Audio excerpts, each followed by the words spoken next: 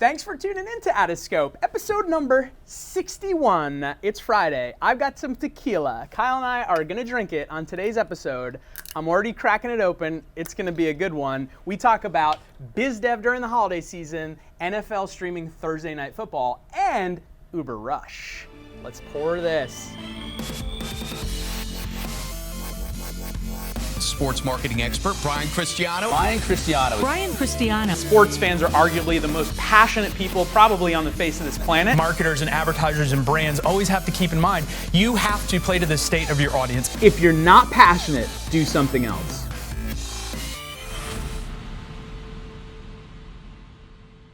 All right, dude, it's the holiday season. Christmas is next week. So we're drinking tequila at the top of the show, not at the end of the show. Why wait?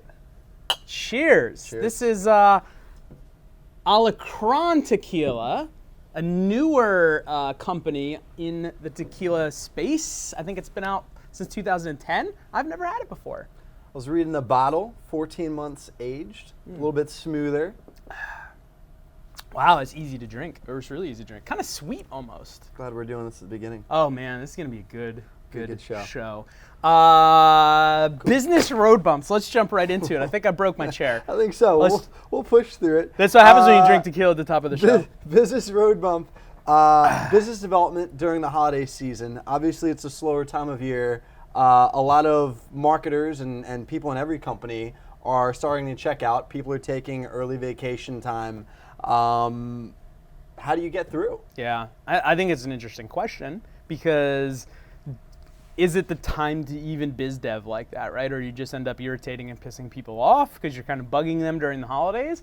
I don't know what your take is on it, but I kind of have two schools of thought. One is it's a great time to do biz dev because everyone else is assuming everyone else is checked out. It's kind of like the really hot girl or the supermodel at the bar, like guys go up to talk to her because they're like, oh, everyone's talking to her, and so no one talks to her. I think it's kind of that potentially that same mentality of like everyone's like, oh, everyone's checked out. No, I'm not going to reach out. So there's that. It could be an opportunity where it's actually the quiet time, so you could be the person that gets through. Then on the flip side, I think depending on who it is, maybe it's the time to back off because I don't know. Do I really want to be reached out to right now? My mind's not there. Not really.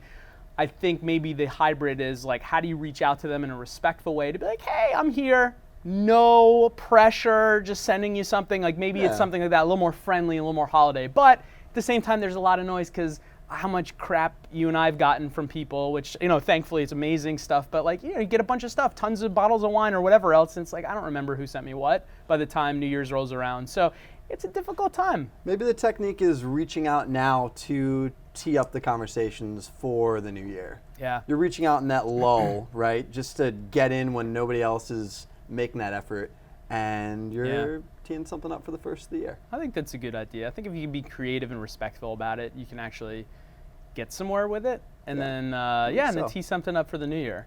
Cool. What do you got marketing observation this week? Yeah, so this week the NFL obviously announced that they're opening up bidding for live streaming of Thursday Night Football digitally.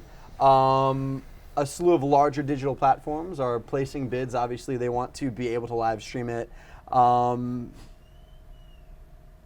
do we think? What do we think about this? Yeah, I mean, what I've read, it's like Apple, Google, Yahoo, Amazon, like all the really major players. Yeah. And at least from what I've read, it seems to be non-exclusive. Like I know Yahoo streamed the game this season, and it was exclusive. It cost them like $15 million for the exclusive stream. So if it's non-exclusive, it'll be cheaper. But like, how does the NFL figure that out? Or is that just kind of conjecture at this point? Maybe it will end up being exclusive. I don't know. But what I think it really means is it shows if the NFL is getting behind live streaming, that's the key into people are consuming their media on the go, online, on mobile, and not so much on TV. TV's still big, obviously, for live sports. Like, you can't take that away from it, but they're getting on board with the future, which is people are on devices, they're on computers, they're on tablets, they're on phones, they're not necessarily at their couch.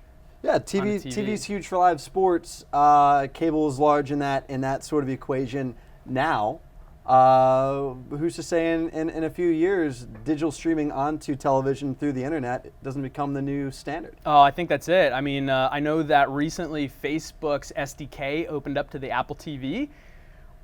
It's still very early stages, so who's going to take advantage of that? What does that mean? Can you sign in to your Apple TV through your Facebook? That means that like there's really interesting implications of that. So I think that this is, I mean, we've been saying forever, for years, that this is where everything is going. But I think like for the NFL, such a major organization with such power in the media, right? Like whatever they want to do, they can do. And so for them to be bidding out for digital streams is really big, for the consumption of new media. All right.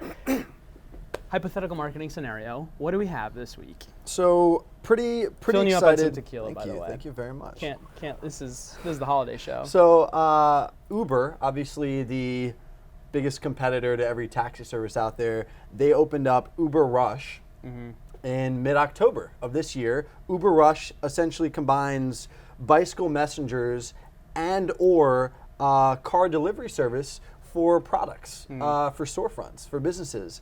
So they opened up in mid-October to San Francisco, Chicago, and New York City, so that local businesses could pay to deliver products within as short as an hour to their target consumer. What does this mean for local businesses? Should you be looking into this? How is this going to switch up brick and mortar retail and even local business sales? I mean, I think it's huge for smaller, mid-sized businesses.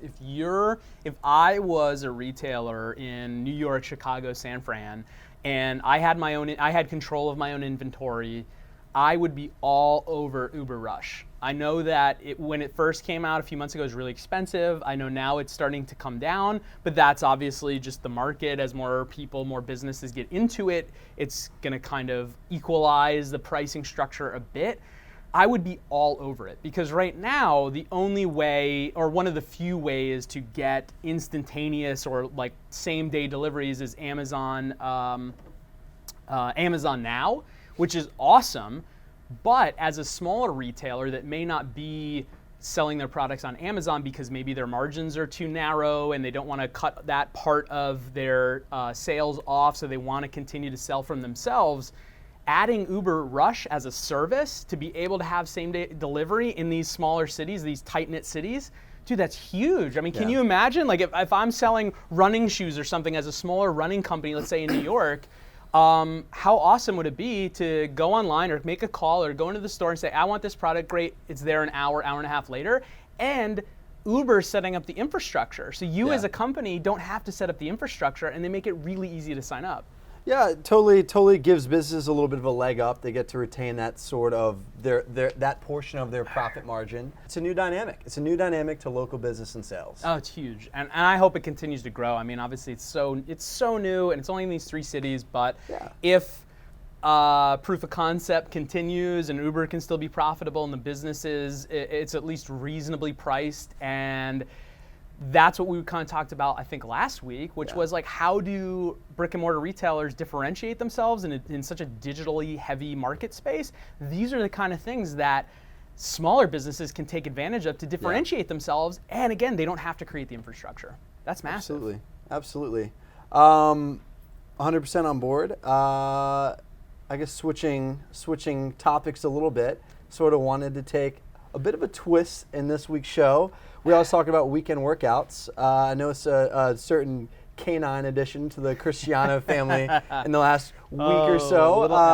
I've also noticed that the buttons are getting a little bit tighter on the shirt this week. I want to know what your weekend workout is. Oh, God, my weekend workout. Oh, I've been so lucky to even get on the bike twice a week lately. I went from 6 to 7 days a week during the season to literally like once or twice a week at max over the last month and a half. It's like I get married, I get a dog, I give up. Like, it's so bad. I have to get back into it, though, because I keep pushing the season off in my mind, saying like, oh, well, like March, April, that's so far away. And then I start looking at the time frame like, oh man, that's only like barely one training cycle away, and I've been off the bike for so long. Like, can I even compete next season, or I'm just gonna get my ass handed to me?